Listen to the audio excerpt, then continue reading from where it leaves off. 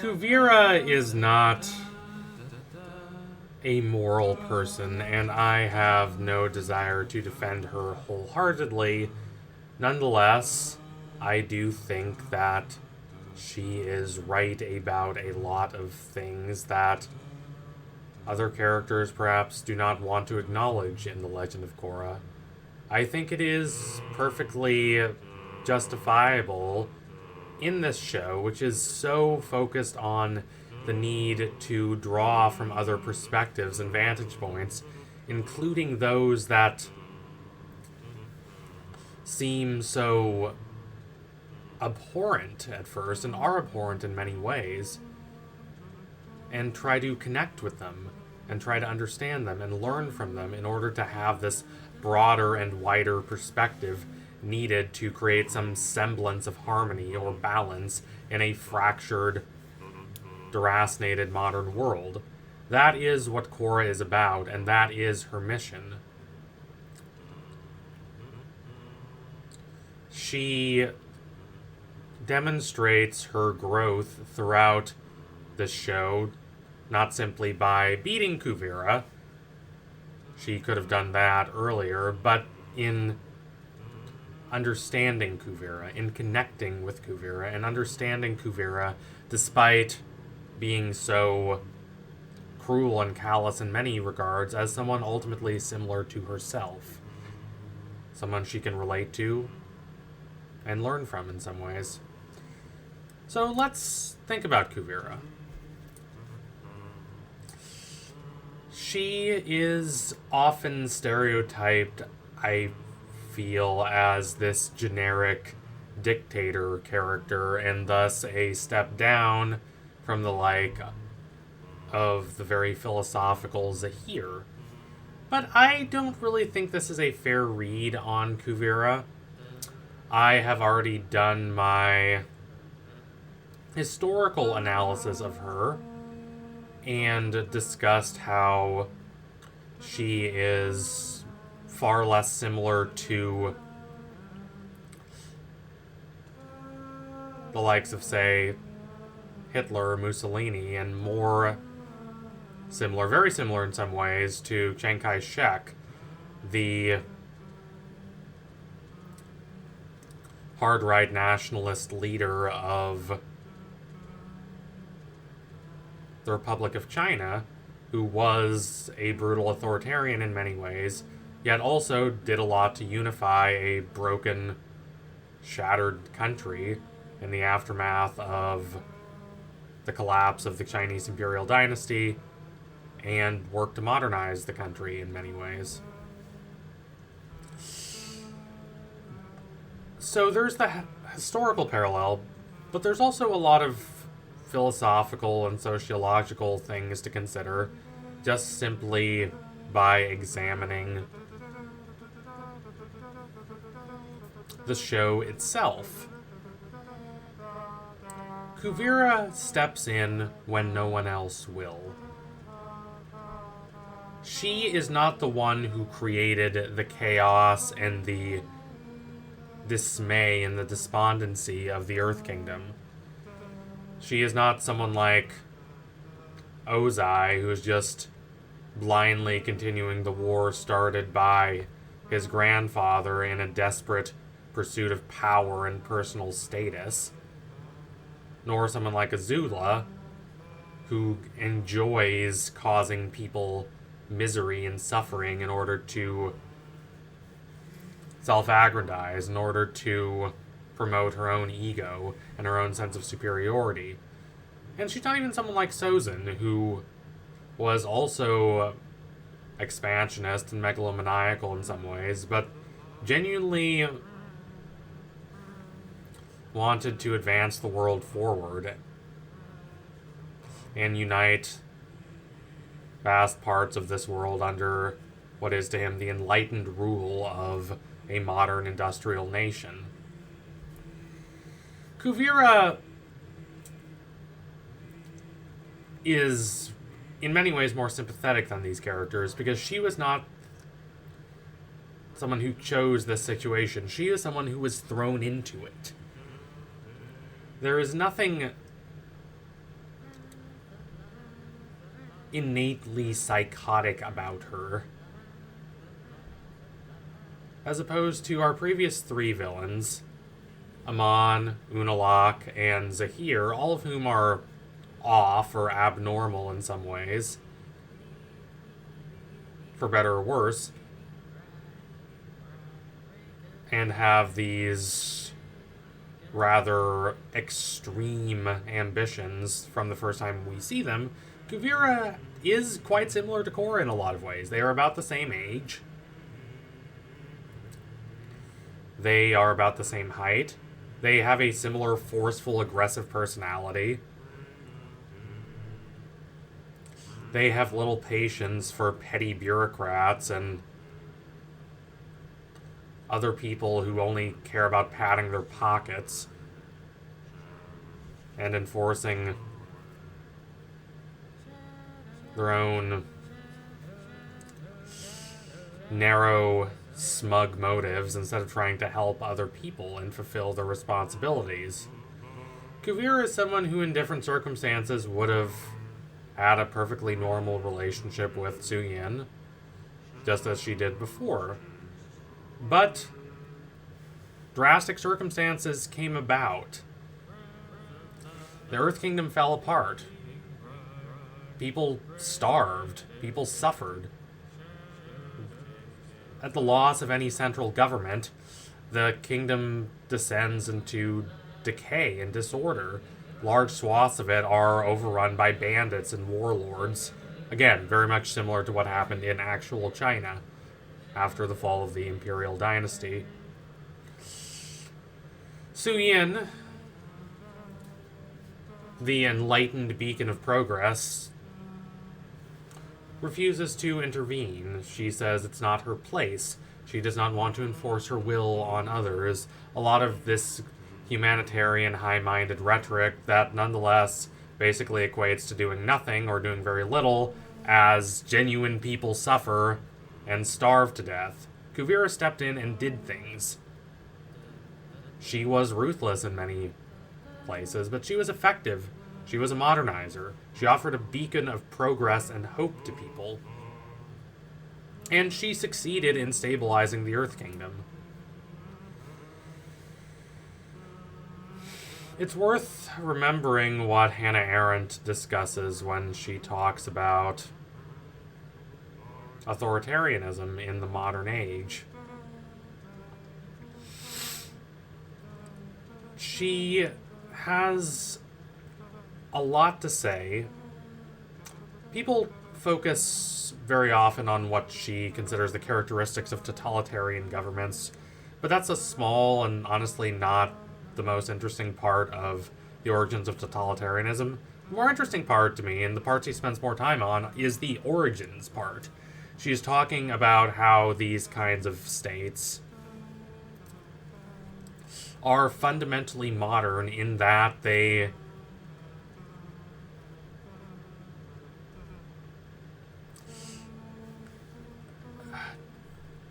completely envelop people in ways that are distinctly modern because of technological progress and things like that, but also they fill a role that is lost in a commercial modern world. People lose bonds. People lose a connection to their past. People lose a connection to their labor. People lose a connection of coherence and stability in their lives. This is fundamentally characteristic of modernity for Arendt. Thus, these totalizing regimes that offer answers to people's questions, that give people clear plans of how to live their lives in a time of complete impermanence and disorder and isolation, have real appeal to people. And I think that's something we should consider when we think about Kuvira as well. Kuvira did not succeed simply based on brute force alone. She is only one person. She did not even succeed because of her modern technology. That technology is very important to Kuvira. Kuvira is fundamentally a modernizer at her heart. She learned from Suyin Beifong growing up in Zaofu, as she says that monarchies are outdated and that technology and innovation and science should lead a country toward a better future. And she implements that in practice as she takes over. She runs these rail lines all throughout the nation in order to centralize her authority, in order to make the kingdom accessible and navigable in ways that it really was not before. She transforms the land she conquers and unifies more in a few years than the previous monarchy had done in many centuries.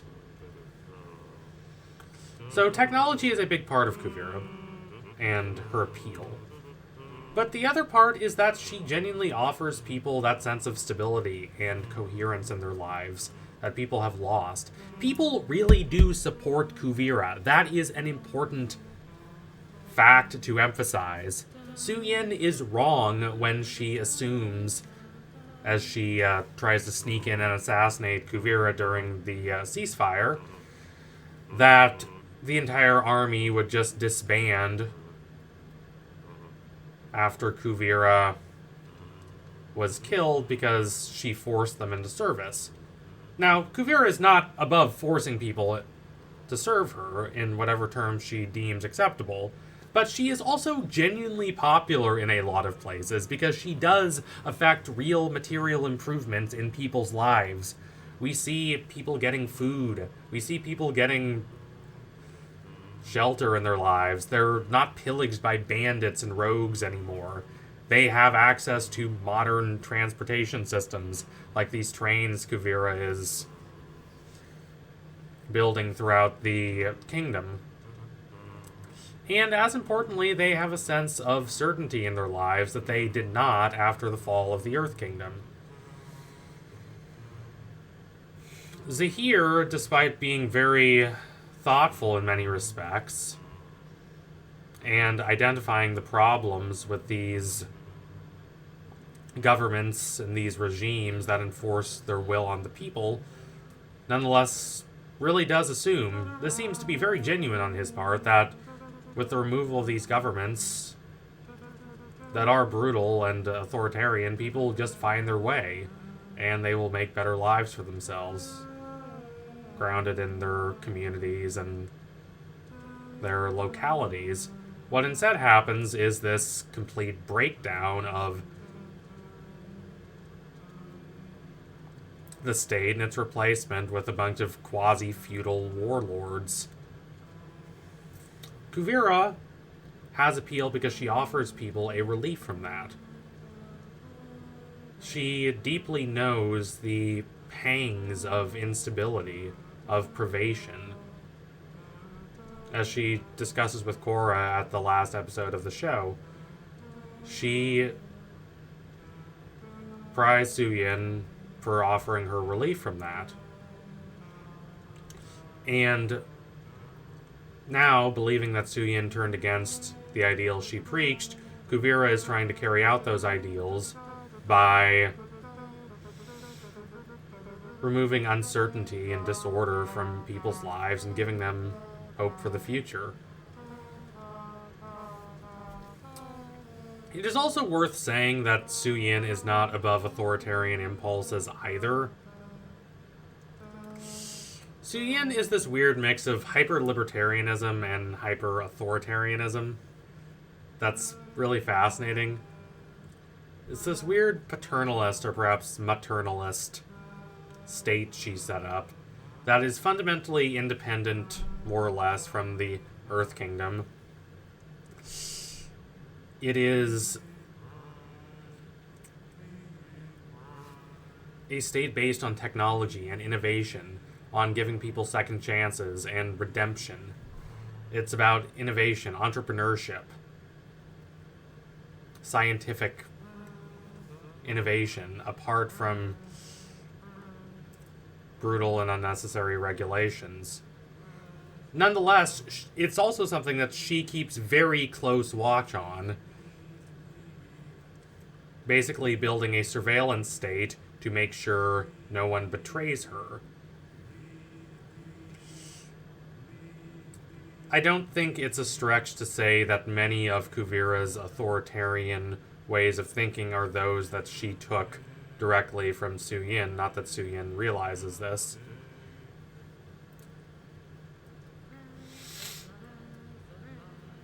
Su Yin views herself as being this very benevolent figure, but she does not really consider that there needs to be a solution to the Earth Kingdom business. That simply having this one single glimmering state, this little mini country that she's more or less running, this city-state, and having that be prosperous while everyone else in the kingdom is suffering is immoral. Kuvira says that Zaofu has been hoarding its riches, and isn't she kind of right about that?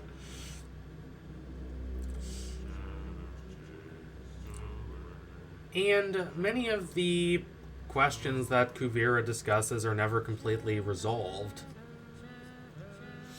At the end of the show, we seem to be moving toward every state basically being independent and having elected leaders, which sounds good, but I'm not sure the decomposition of the Earth Kingdom as an entity is necessarily the best idea, especially when one considers the disorder and chaos that resulted after the fall of the Earth Kingdom. People do not want that kind of warlord government. They want a kind of security in their lives, and I do not necessarily see that the solution that we've kind of arrived at by the end of The Legend of Korra is fully going to solve people's concerns. And even later comic in The Legend of Korra discusses the problems of building up democratic institutions out of A, brutal monarchy, and B, a brutal feudalist warlord state. Those are the histories of these provinces, trying to transform them into democratic mini-nations, even if that is advisable, which is questionable, is a hard process. Kuvira is not perfect, of course. She is wrong. She is brutal and ruthless, and Korra is right to endeavor to stop her. But Korra is also right to understand that she's not some one-dimensional stereotype. She's not just a brutal dictator. She is someone who saw her country fall apart and saw that no one was willing to do anything to put it back together. So she took responsibility for that burden, and it gradually led to her becoming more and more megalomaniacal and power-hungry.